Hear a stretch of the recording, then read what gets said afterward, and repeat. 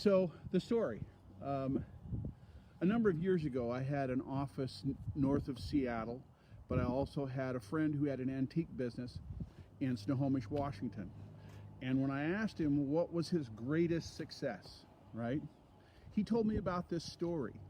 He said that he was going through a garage sale, which he didn't normally even do. But he found there was all this other stuff out there that they were trying to sell that was newer and modern. But he looked in the back of the garage and it looked like there was this thing stacked up in the corner, and he walked in and it was more or less a great big grandfather clock.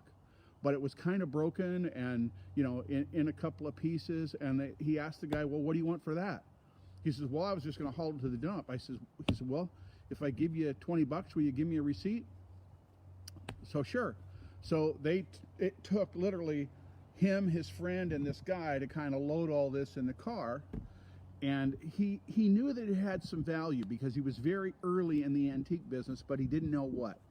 So he found some people who could help him with the clockworks. He found some people who could help him restore the cabinet without damaging the finish any further, and you know, all that stuff that antique dealers do. But when they got it all together, they found out that it was this clock that was probably made for the Crown Prince of Italy, and 200 or 300 years ago, and had this tremendous clockworks inside, even had some jewels still in it. So what he paid to get it restored, he paid all of this, right? And then he contacted, you know, an auction clearinghouse in New York. I think it was Sotheby's, but I'm not sure. And I'm not even sure about the name of the clock, but I know it was an Italian name, but kind of German clockworks that created this thing. And he told me that he made enough money from that one auction sale to buy the building that he had and stock it with antiques.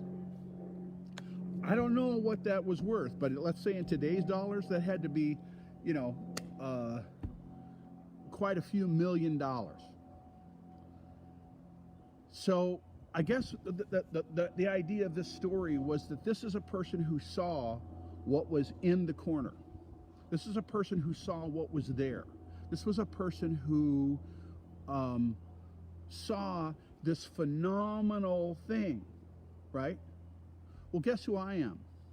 I'm that guy, okay? I see within each and every one of you this phenomenal clock, this phenomenal piece of workmanship that was made by the Creator.